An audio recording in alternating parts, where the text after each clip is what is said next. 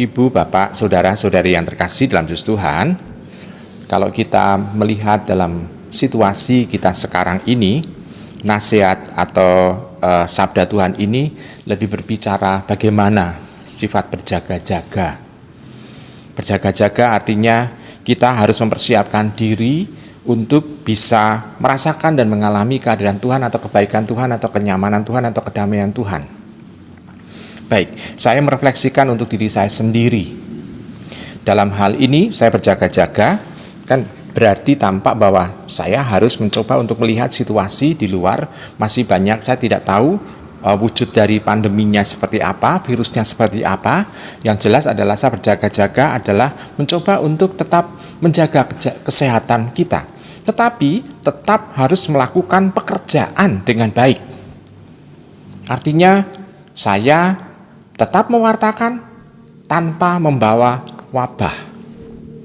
Karena kadang-kala kalau kita melihat kalau ada banyak kerumunan, orang membawa wabah tetapi dengan dalih damai. Ini yang situasi yang seringkali terjadi. Maka dalam hal ini nasihat Tuhan untuk berjaga-jaga, kita harus melihat situasi di mana kita harus ada dalam kebaikan. Kita baik dan kita juga menjaga kebaikan orang lain pula. Ibu, Bapak, Saudara terkasih, itu yang disebut dengan kesetiaan dengan tugas yang kita lakukan, tetapi juga bijaksana di dalam kita memperlakukan sesama kita.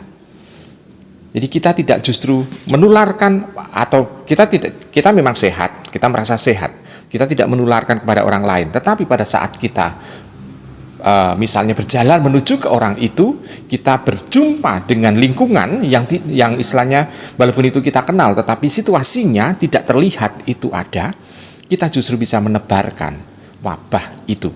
Maka kita diajak berjaga-jaga, artinya kita mencoba untuk siap sedia menjaga kesehatan kita dan sekaligus juga bijaksana memperlakukan sesama kita sebagai sahabat yang juga sehat.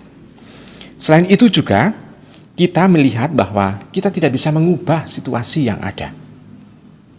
Situasi yang ada kita tidak bisa mengubah, kita tidak mempunyai kekuatan, kita hanya bisa bertahan. Dan maka kita harus belajar dari Santa Monica. Santa Monica tidak mempunyai kemampuan untuk bisa mengubah anaknya, Agustinus. Agustinus yang bisa dikatakan dia sudah sangat-sangat ahli dalam soal filsafat. Sedangkan Monica adalah ibu rumah tangga yang menjadi janda dan dia dari desa. Kita bayangkan dia dari desa, seorang janda yang istilahnya berhadapan dengan Agustinus yang sangat ahli dalam soal filsafat. Untuk soal omong-omong tentu saja Monica kalah. Tetapi dia hanya bertahan di dalam Tuhan. Dia hanya mencucurkan air mata kepada Tuhan. Dan ternyata Tuhan memang mendengarkan doa dari Monica. Jadi dia istilahnya dalam ketidakmampuan untuk mengubah lingkungannya, dia ungkapkan dengan cara dia mengubah dirinya sendiri untuk bisa selalu dekat dengan Tuhan. Karena kalau Tuhan bertindak, hal yang mustahil akan bisa menjadi hal yang mungkin terjadi.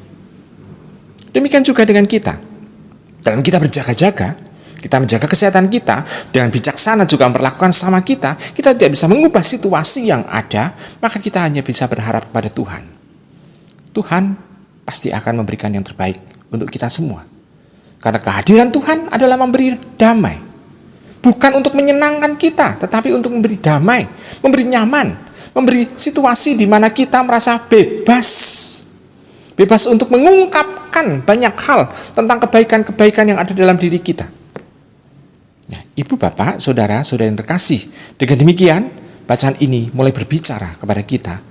Mari kita mulai mencoba untuk menghidupinya hari ini, di mana kita mempunyai keterbatasan dalam soal gerak, tetapi kita tidak mempunyai keterbatasan dalam soal berpikir untuk mengungkapkan banyak hal kepada Tuhan. Juga kita mempunyai banyak misalnya kemerdekaan itu. Seperti yang dimiliki oleh Monica, walaupun situasinya tertekan, melihat situasi keluarganya seperti itu, tetapi dia tetap merdeka di depan Tuhan.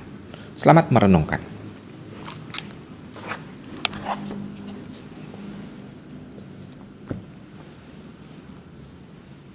Syukur dan terima kasih kepadamu ya Tuhan, karena Engkau telah memberikan kesempatan kepada kami, supaya kami bisa merasakan dan mengalami kasih-Mu yang luar biasa. Engkau menasihatkan kepada kami supaya kami tetap tegar untuk menghadapi situasi yang mungkin sulit. Namun Engkau tetap menasihati kami supaya tetap berjaga-jaga dan waspada. Karena ada banyak keinginan-keinginan yang seringkali tidak teratur di dalam hati dan pikiran kami, yang seringkali justru membuat kami itu melakukan tindakan-tindakan yang menjauhkan diri kami dari-Mu. Allah yang berkasih, kami mohon kepadamu supaya Engkau memberikan Roh Kudus-Mu, supaya kami mampu mengubah diri kami, supaya kami tetap Kau temukan sebagai orang yang setia, dan sekaligus juga bijaksana dalam tindakan, terutama juga memperlakukan sesama kami dengan bijaksana.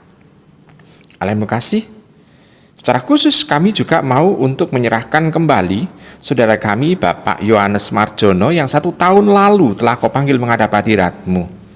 Semoga Engkau membukakan pintu gerbang Firdaus dan memberikan kesempatan untuk almarhum Bapak Yohanes Marjono ini bersatu dengan orang kudus-Mu dan akhirnya menjadi pendoa bagi kami yang masih berjarah di sini. Allah yang berkasih, kami mohon sejenak. Kami berdoa untuk ujub pribadi kami kepadamu.